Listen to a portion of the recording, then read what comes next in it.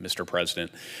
Last month, the Biden administration's Center for Medicare and Medicaid Services notified the state of Indiana that it was withdrawing approval of the state's Gateway to Work program.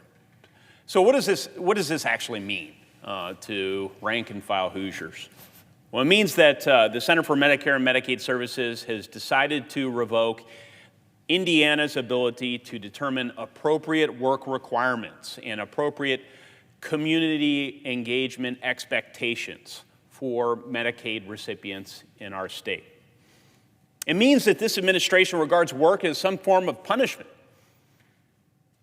and efforts to transition to a position of self-reliance are somehow inappropriate. Now, we Republicans, we believe in people. We believe in people. We believe in self-reliance. We believe that the vast majority of Americans of modest means, don't want to be trapped in government programs. Medicaid should ideally be a service, which is a temporary support for people who really need it. The goal should be to prepare individuals for a life of dignity, and that includes securing a vocation, finding a measure of self-reliance in life. Now, Indiana wasn't the only state to receive this bad news. Arizona officials also received word that their Medicaid work expectations were being revoked. And just a few months ago, this administration likewise pulled all work expectations from the states of Arkansas, New Hampshire, Michigan, and Wisconsin. Indiana's Gateway to Work program, again, revoked by CMS, would have merely asked Medicaid recipients to report 20 hours of work or volunteer or school or other activities every month. Now, this is really important. These community engagement activities are designed to improve quality of life, to improve the quality of the recipient's life over the long term, and to help Hoosiers transition from Medicaid to full employment.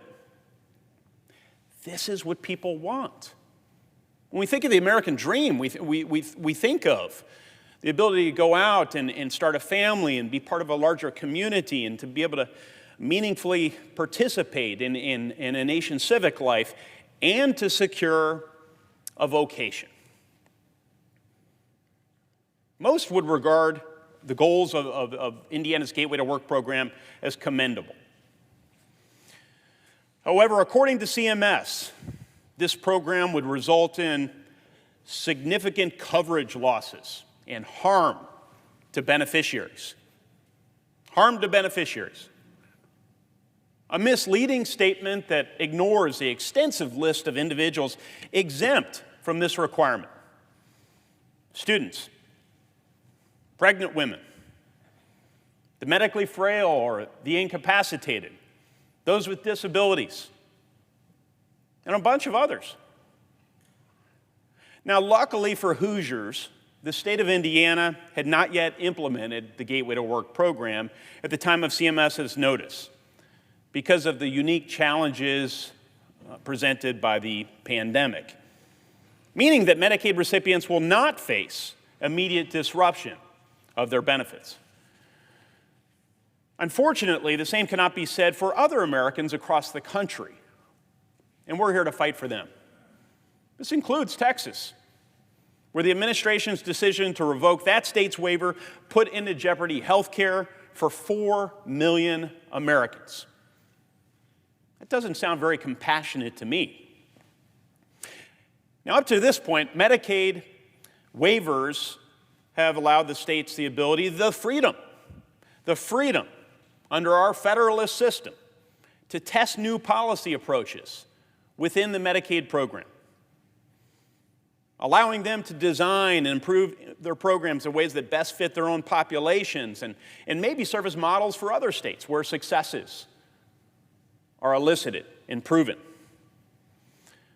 But with the Biden administration's recent actions, with their one-size-fits-all mandates and mindset, states will now need to be on guard CMS may decide to revoke its waiver authority at any given time.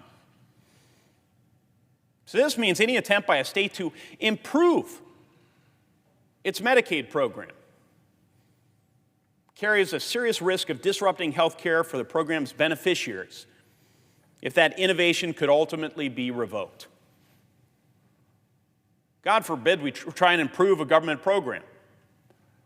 But I guess Medicaid's perfect, and we can't find room for improvement. Certainly, we can't rely on the states to come up with improvements.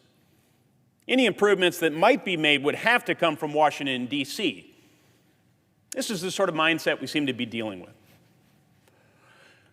Look, for a nation that's always valued quality and innovation in healthcare, for Americans who believe we should empower all of our citizens, and for leaders who believe we have a responsibility to provide the least among us the necessary tools to stand on their own 2 feet, this is an unsustainable situation.